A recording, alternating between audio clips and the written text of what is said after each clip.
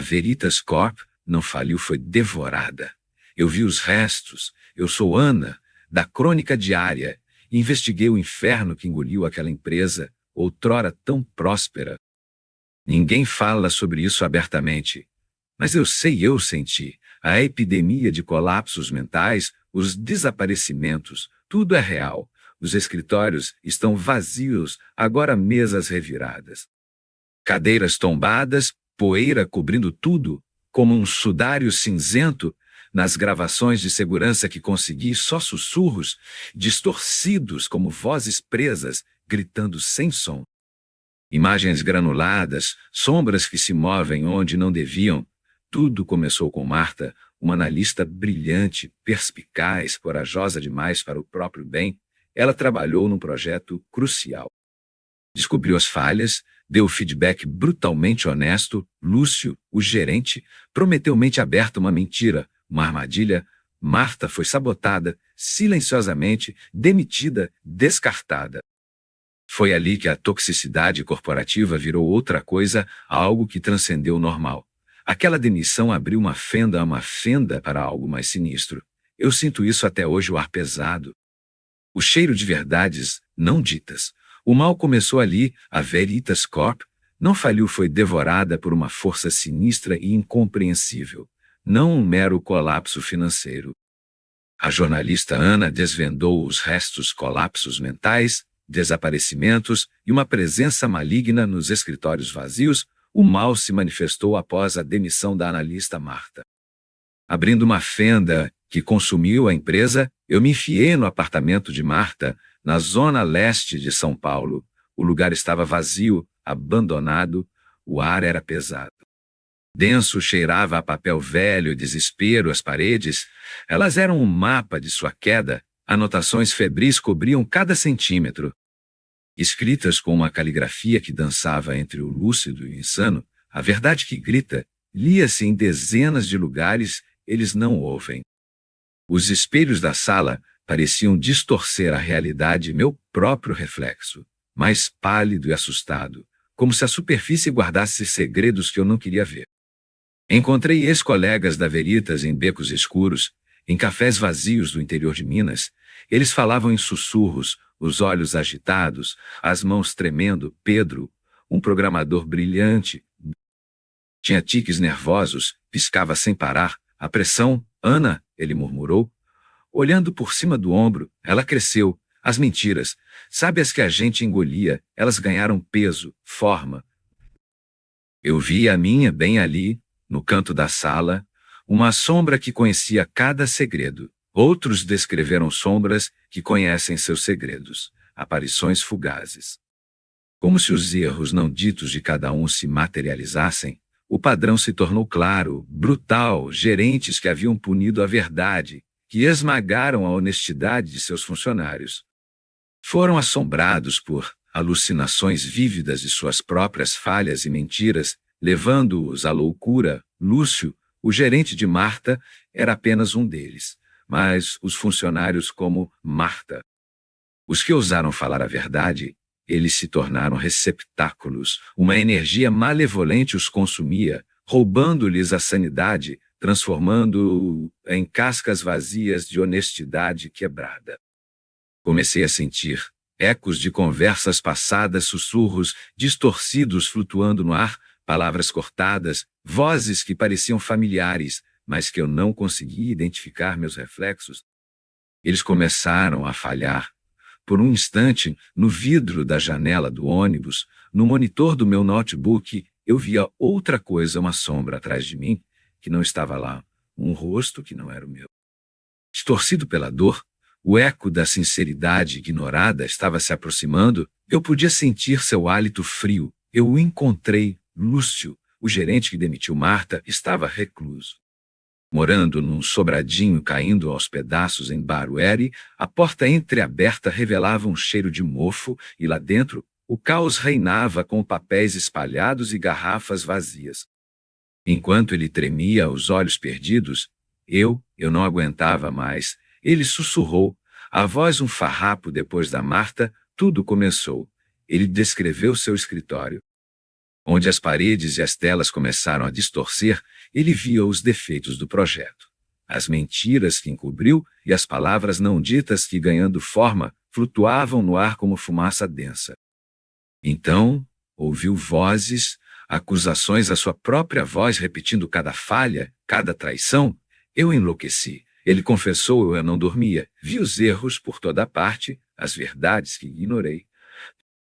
Elas me caçavam. Lúcio se encolheu, dizendo: Marta, ela tentou escrever tudo, todas as verdades da Veritas, achava que ia acalmar, mas só piorou. Ele tossiu. Um som seco. Antes de concluir aquilo, a consumiu a verdade, ela virou prisão para ela. Eu senti um arrepio gélido. Marta, sua honestidade, agora uma armadilha. Voltei ao apartamento dela, onde as anotações frenéticas nas paredes e as palavras se contorciam. Procurei, desesperei. E então, achei um diário escondido sob tábuas soltas do assoalho. O toque foi gelado. Abri. As páginas eram um compêndio de verdades chocantes, corrupção sistêmica, nomes, datas, cada mentira da Veritas Corp. Eu li.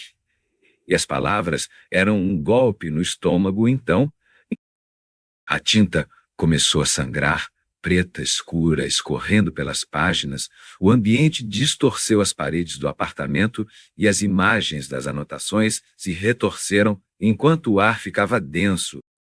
Um zumbido baixo seguido por um rugido, o eco da sinceridade ignorada se manifestou, não como um monstro de garras, mas como um vórtice de palavras gritadas e imagens distorcidas, uma cacofonia ensurdecedora de verdades reprimidas, ecoando, tentando me arrastar. Eu senti o puxão. A força da honestidade sufocada, a entidade, não queria apenas que a verdade fosse revelada, mas que me destruísse, assim como destruiu Marta. Eu era o próximo receptáculo. O próximo sacrifício. Eu estava no ponto sem retorno. Lúcio revelou que Marta foi consumida pela verdade ao tentar expor a Veritas, cujas mentiras e corrupção sistêmica foram detalhadas em seu diário oculto ao ler as chocantes revelações. O eco da sinceridade ignorada se manifestou como um vórtice de verdades reprimidas e distorcidas, e a entidade agora me puxa, buscando me destruir e fazer de mim o próximo sacrifício. Assim como fez com Marta, deixando-me à beira do abismo, não era um monstro de garras, era pior, a cacofonia das vozes não ouvidas, a dor das verdades esmagadas. O vórtice de palavras me girava, me rasgava. Eu via Marta, sua imagem fantasmagórica, lutando, sendo desfeita, mas, no fundo do meu desespero, uma clareza gelada me atingiu. Não se luta contra a verdade. Ela não pode ser combatida, ela precisa ser acolhida. Lúcio tinha falado de uma câmara de feedback, um lugar esquecido. Um mito corporativo. Eu me agarrei a essa ideia, a essa migalha de esperança, me arrastei, tropecei pelos corredores escuros da Veritas, o diário de Marta apertado contra o peito. Enquanto as paredes pareciam sussurrar, cada sombra um segredo, eu tinha que encontrar, tinha que ser lá, nas entranhas mais profundas daquele império de mentiras. Encontrei uma porta de metal enferrujado e subterrânea, de onde emanava um cheiro de mofo e desuso lá dentro. O vazio, a câmara, era estéril e fria, nunca usada para o que foi criada. Um sarcófago perfeito para a sinceridade. O vórtice me seguia, preenchendo o espaço, cada vez mais denso e ensurdecedor. Eu não ia publicar o diário daquele jeito. Não para destruir. Eu entendi que a entidade não queria aniquilação. Ela queria ser ouvida. Comecei a projetar as páginas do diário de Marta nas paredes da câmara, as verdades brutais. Uma a uma, ganhavam forma, escritas em luz fantasmagórica, e eu falei. Minha voz tremia, mas era firme. Eu verbalizei a necessidade de um lugar seguro para a verdade, sem castigo.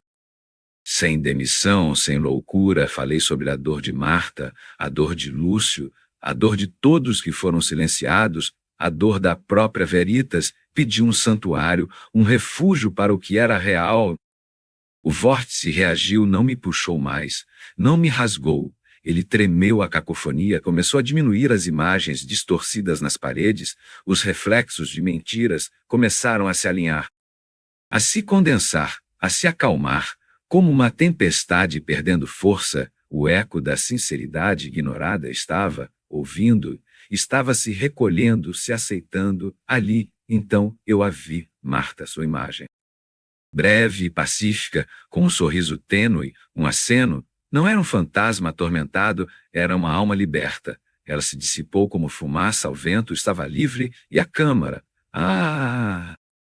A câmara se tornou um repositório, uma biblioteca de verdades aceitas, contidas, um monumento silencioso. A Veritas Corp desmoronou, não por um escândalo público, mas por dentro. Seu alicerce corroído, a verdade, mesmo contida, era inegável. Meu artigo na Crônica Diária não detalhou um monstro, mas a queda factual, os colapsos psicológicos, o desaparecimento de Marta e a cultura tóxica que abriu a fenda. A explicação sobrenatural estava lá, nas entrelinhas, para quem quisesse ver, para quem ousasse sentir. O eco da sinceridade ignorada está contido naquela câmara, sua energia malevolente neutralizada, servindo como um lembrete frio do perigo da verdade não acolhida e da brutalidade do silêncio. Tudo foi resolvido. A empresa, destruída, a entidade guardada e a lição gravada na minha alma. É uma história real, de um jeito que vocês nem imaginam. E você, o que faria se a verdade de um lugar começasse a te consumir? Me conta nos comentários. E se você quer mais histórias como essa, que te fazem questionar tudo, se inscreve no canal da Crônica Diária. Temos histórias todos os dias, 2 vezes ao dia, não perca.